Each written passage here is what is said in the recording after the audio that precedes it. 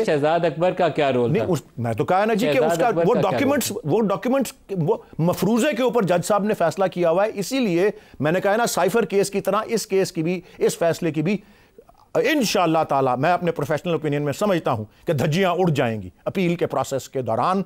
उसकी एक वजह, बहुत सी दीगर वजूहात के साथ शामिल एक वजह यह है कि सबसे सेंट्रल डॉक्यूमेंट जो इस सारे मामले का है और सेट ऑफ डॉक्यूमेंट्स वो कोर्ट के रिकॉर्ड पे ही नहीं है। कोर्ट ने मफरूजों के ऊपर अपने जो है नतीजे पे पहुंचे हैं ना। दो चीज़ें करप्ट प्रैक्टिस के लिए चाहिए कि एक कि गलतकारी हुई है, कोई अब्यूज़ ऑफ ऑफिस किया है, अपने ओहदे का गलत या नाजायज़ इस्तेमाल किया है, वो नहीं हुआ, और दूसरा उससे जाती गेन हुआ वो तो भी नहीं हुआ क्योंकि ट्रस्ट कोई गोश्त ट्रस्ट नहीं है। पाकिस्तान को आए तो वो मलिक रियाज को ही लुटा दिया, इल्जाम तो यही है। वही तो वो पैसे एनसीए ने जब फ्रीजिंग ऑर्डर लिफ्ट किया तो वो पैसे हुकूमत पाकिस्तान को उस मुआहदे के तहत भेजे गए, और जो हुकूमत पाकिस्तान से मतलब उस मुआहदे के अंदर सुप्रीम कोर्ट का उस अकाउंट का जिक्र आता है, जो उन्होंने इसका सारा जिक्र इंग्लैंड एंड वेल्स की जजमेंट 31 सफ़े की वो जजमेंट ऑफ पाकिस्तान का तज़किरा है जी। नहीं सर, वो कोर्ट ऑर्डर वो प्रेस रिलीज का ऑर्डर था, वो रियासत पाकिस्तान मेंशन करता है जी। कोर्ट ऑर्डर नहीं, कोर्ट ऑर्डर ने तो मलीर डेवलपमेंट अथॉरिटी का बाकायदा नाम उस कोर्ट ऑर्डर के अंदर दर्ज है कि एनसीए ने उस पर एग्री किया। एनसीए को बताया गया कि जी ये पैसे, एनसीए उन पैसों से नाखुश थी, उन्होंने उसके ऊपर क्रिमिनल चार्जेस नहीं परसू किए। एक सिविल सेटलमेंट दो पार्टियों के दरमियान हुई, उन दो पार्टियों ने तय किया कि हम इसको पैसे को फलां अकाउंट में भेजेंगे। ये उन दो पार्टियों ने आपस में तय किया। कैबिनेट ने सिर्फ इतना फैसला किया, लेकिन मलिक रियाज को देने का तो फैसला नहीं था ना। नहीं, वो उन दोनों पार्टियों, देखें एनसीए में कल के बच्चे नहीं बैठे हुए, या तो एनसीए को बुलाते ना, एनसीए को बुलाया नहीं, एनसीए की ना कोई दस्तावेज, लेकिन यहाँ कोई वजाहत भी नहीं है सर।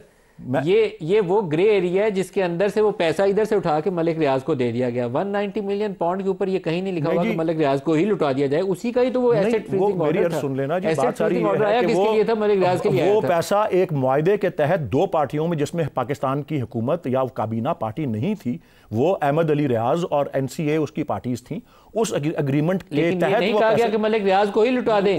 देखें आप एनसीए से क्यों नहीं पूछते वो सही है या गलत है? ये तो सवाल एनसीए से पूछने वाला है ना। ये एनसीए से पूछने वाला है कि भाई तुमने पैसों के जाने की इजाजत क्यों दी।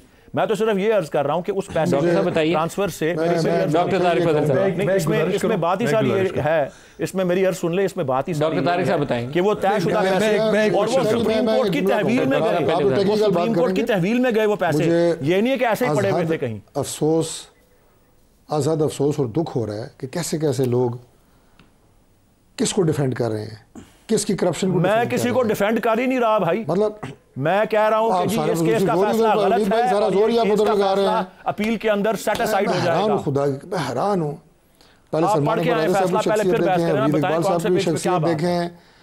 नहीं सर, आपने बहस अब पढ़ा है आपने, लेकिन आपकी इंटरप्रिटेशन पे मैं हैरान हो गया हूं कि दो पार्टियां लंदन में बैठ के आपस में मुआहदा कर रही हैं। गवर्नमेंट ऑफ पाकिस्तान कहाँ से आ गई, कैबिनेट कहाँ से आ गई? फिर कैबिनेट में सबसे बड़ी बात, अगर इतना ही साफ सुथरा और इतना ही ये सीधा केस है, उस लिफाफे को क्यों नहीं खोला गया? और दो पार्टियों के अंदर मुआहदा, क्या कोई एटमी मुआहदा था? उस मुआहदे की एक शर्त ये थी कि ये कॉन्फिडेंशियल रखा जाएगा, ये अरेंजमेंट कॉन्फिडेंशियल रखा जाएगा। खुदा का खौफ करें भाई, ये इन बातों से ना तो ये इल्ज़ाम ख़त्म हो सकता है, ना हकीकत ख़त्म हो सकती है। वो पाकिस्तान के कौमी ख़जाने का पैसा था, ये अटल हकीकत है। और ये एनसीए के कानून सिर्फ पाकिस्तान के लिए नहीं है, पूरी दुनिया के तमाम ममालिक, वहाँ पे तो पूरी दुनिया के लोग रहते हैं, रेजिडेंट हैं। जिसका मनी लॉन्ड्रिंग का पैसा, जिसका मनी लॉन्ड्रिंग का पैसा पकड़ेगा, यस, वो उस गवर्नमेंट को जाता है जिसका वो पैसा होता है। उसको ये सारे डिफेंड कर रहे हैं कि 70 अरब रुपया गवर्नमेंट के कौमी खजाने को टीका लगा, उसका चोरी हुआ पैसा।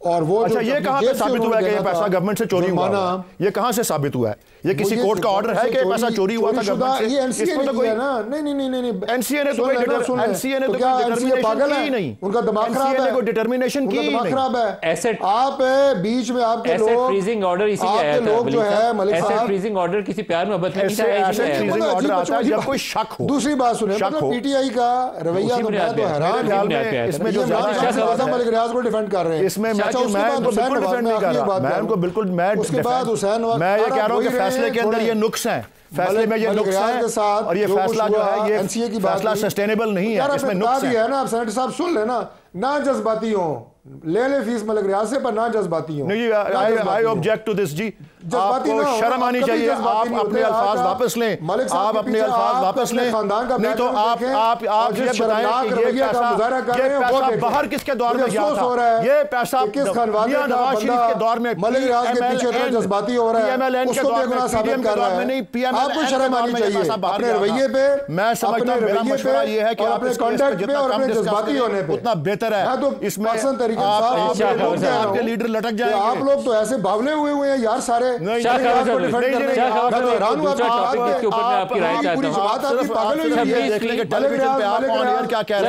आपके बेईमान लीडर अपने मनी ट्रेल नहीं दिखा सकते का टीका लग गया, मुझे कह रहे हैं आप जैसे लोग आपको डिफेंड कर रहे हैं। मैं आपको नहीं बोलने दूंगा। आपने मेरे पे इल्जाम लगाया, मैंने आपको आपकी जात पे मैंने कोई इल्जाम लगाया है? आपकी जात पे कोई इल्जाम लगाया है? मैं आपको अपना तजिया दे रहा हूं। पीटीआई को कहा है, आप अपने अल्फाज वापस लीजिए। को मैंने कहा, मैंने आपकी जात पे सारे लोग नहीं लगाया। तारिक फैसल चौधरी साहब, इमरान खान को डिफेंड करें, आपकी जात आपको आपके how dare you Walid Iqbal साहब पे इल्जाम नहीं लगाना चाहिए। नहीं आपकी पूरी जमात कर रही है। वलीद इकबाल साहब पे इल्जाम नहीं लगाना। सलमान अकबर राजा को यह बात की है कि आप लोग इमरान खान को डिफेंड करें, आप मलिक रियाज को डिफेंड करी जा रहे हैं। आप इख्तिलाफी नुक्ता नजर रखिए कि मैं फीस लेके आया हूं मलिक रियाज से। डॉक्टर साहब, मैंने ये नहीं कहा। डॉक्टर साहब, इख्तिलाफी नुक्ता नजर आप रख सकते हैं, लेकिन वलीद इकबाल साहब पे इल्जाम नहीं लगा सकते, वो गलत। सर मैंने सलमान अकबर राजा का नाम पहले लिया है। दोनों पे नहीं, एक मिनट सुन लेते, दोनों पे इल्जाम नहीं लगा सकते आप। नहीं, मेरा ख्याल है कि मैंने कहा है कि किस लेवल के वो वकील हैं। नहीं, मेरा ख्याल है लेकिन इमरान उसको डिफेंड किए जा रहे हैं। मैंने पहले ही कहा है। आप कहते हैं कि आपने इन पे इल्जाम नहीं लगाया, दोनों पे बिल्कुल इल्जाम नहीं लगाया। सेनेटर साहब, मैंने आप पे इल्जाम नहीं लगाया। मैंने तो पहले आपको कहा कि आप इतने क्रेडिबल आदमी हैं। आपने नहीं लगाया। मुझे महसूस हुआ कि आपने मुझे कहा है कि मैं मलिक रियाज अच्छा, थोड़ा आगे चलते हैं इस पे, फिर प्रोग्राम सारा निकल जाएगा। 26वीं आईनी तरमीम वाला मामला जो है वो 27 तारीख उसकी भी तारीख लग गई। आपने आज भी उस केस में देखा, जस्टिस मंसूर अली शाह उस केस को टेकअप कर रहे थे, बेंच आगे पीछे हो गया। ये कंट्रोवर्सी अभी मौजूद है 26वीं आईनी तरमीम के ऊपर भी? देखिए, कंट्रोवर्सी अभी मौजूद है, और वो तो चूँकि 27 को केस लग गया और लगा भी जो है वो आईनी बेंच में है, 7 रुकनी आईनी बेंच है।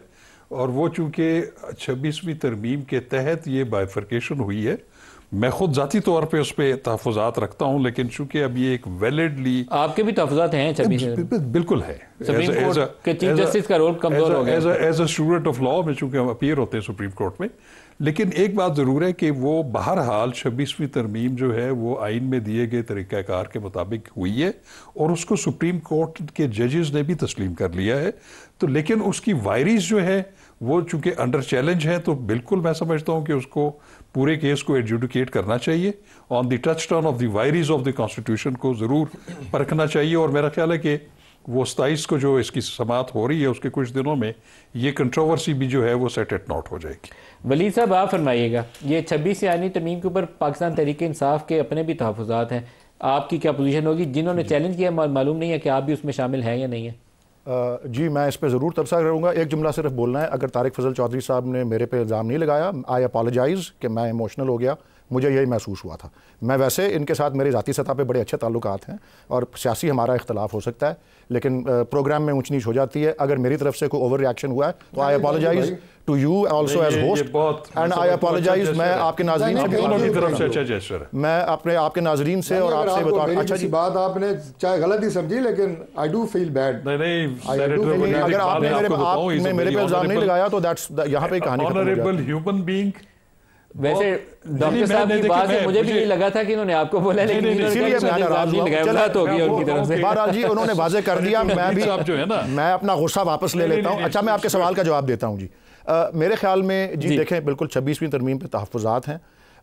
शाह ख़ावर साहब से मेरा इस हद तक इस इशू पर इख्तलाफ ये है, और ये मेरी पार्टी का मौक़िफ़ भी है कानूनी सतह पे, कि 26वीं तरमीम ही की पैदावार जो एक आइनी बेंच है, अगर वो उसको सुनेगा तो कानून के बहुत से फ़ैसलों में ये एक तसव्वुर आता है कि आप किसी चीज़ को, ऐसी इदारे को चैलेंज कर रहे हैं जो कि ख़ुद बैठ के ये फ़ैसला करेगा कि मैं उस शाख को काट दूँ जिस पे मैं बैठा हूँ, I will cut the branch on which I am sitting on. तो ये गैर मुनासिब है कानून की हर लिहाज से, रूह से, कि अगर justice is also to be seen to be done, तो फिर पूरा का पूरा कोर्ट इसके ऊपर बैठे, आइनी बेंच, क्योंकि उसी तरमीम की पैदावार है। वो अपनी वैलिडिटी को भी क्वेश्चन कभी होगा नहीं, बहुत इसकी प्रोबेबिलिटी नेक्स्ट टू 0 है, स्नोबॉल्स चांस इन हेल है कि आईनी बेंच ही इसको सुने और आईनी बेंच ही फैसला करे कि जी 26वीं तरमीम गलत या सही थी, जो खुद उसकी पैदावार है 26वीं तरमीम की। इसके लिए फुल कोर्ट का होना ज़रूरी है। दुरुस्त। अच्छा जी, मैं बिल्कुल एंड में एक छोटा सा इकॉनमी के ऊपर जो यकीनन आप सारे सुनना चाहते होंगे और हुकूमत के लोगों को भी कान खोल के और आंखें खोल के इसके ऊपर तवज्जो देनी चाहिए। वर्ल्ड बैंक ने पाकिस्तान की जो जीडीपी की ग्रोथ है कि इस साल हम कितना तरक्की करेंगे, 2024-25 का उन्होंने जो एस्टिमेट दिया 2.8% है। तो हमारी तकरीबन रफली पॉपुलेशन भी इसके आगे पीछे ही बढ़ रही होती है। तो इसका मतलब है कि हम मज़ीद लोगों को अनएम्प्लॉयड फोर्स के अंदर इस साल शामिल करेंगे, मज़ीद लोग बेरोज़गार होंगे या पॉवर्टी के अंदर मज़ीद इजाफा होगा। 2.8 पाकिस्तान जैसे मुल्कों जहाँ पे 2-3% या 2.5% आबादी बढ़ रही होती है उनके लिए इंतहाई नाकाफ़ी है। 5-6% आपको ग्रोथ चाहिए होती है, फिर आप नई पॉपुलेशन फोर्स जो आपकी वर्क फोर्स के अंदर शामिल हो रही है उसको एब्जॉर्ब कर सकते हैं। आज ही IMF की एक रिपोर्ट भी आपने देखी होगी, उन्होंने 3.2% के एस्टिमेट को रिवाइज़ करके 3% कर दिया पाकिस्तान के लिए। तो जो ओवरऑल ग्रोथ के नंबर्स हैं इस साल के लिए पाकिस्तान के लिए वो कोई बहुत अच्छी पिक्चर्स नहीं पेंट कर रहे। साथ ही कपास की एक खबर छपी हुई है कि कपास की जो एस्टिमेट थी 11 मिलियन बेल की बजाय वो 5.4 मिलियन बेल्स पे जाएंगे। तो इन नंबर्स को सामने रखकर हमारे पॉलिसी साजों को सिर्फ सारा दिन वो स्टॉक मार्केट के नंबर का नहीं बताना चाहिए कोई 1 लाख के ऊपर चला गया, बल्कि जो एक्चुअल ग्रोथ के नंबर्स हैं उनके ऊपर गौर करते हुए कुछ लोगों को बताना भी चाहिए, हक़ाइक़ से आगाह करना चाहिए और अपनी पॉलिसीज़ को और मंसूबों को भी उसके मुताबिक ढालना चाहिए कि कैसे लोगों को रिलीफ प्रोवाइड किया जा सकता है। इस सियासी जंग में असल जो महवर और फोकस रहना चाहिए हुकूमतों का और सियासतदानों का, हमारे लीडर्स का, वो इस कौम के वो 25 करोड़ लोग हैं जिनकी ज़िंदगियों में बेहतरी लानी है। वो इन नंबर से कहीं नज़र नहीं आ रहा कि हम उनकी ज़िंदगियों में बेहतरी ला रहे हैं। ये ओवरऑल एक छोटा सा कमेंट था जो मैं चाहता था कि आपकी खिदमत में ज़रूर पेश किया जाए। आज के प्रोग्राम अपने मौजूद मेहमानों डॉक्टर तारिक साहब, वलीद साहब, शाह खावर साहब का शुक्रिया। इजाज़त दीजिए, अल्लाह हाफ़िज़।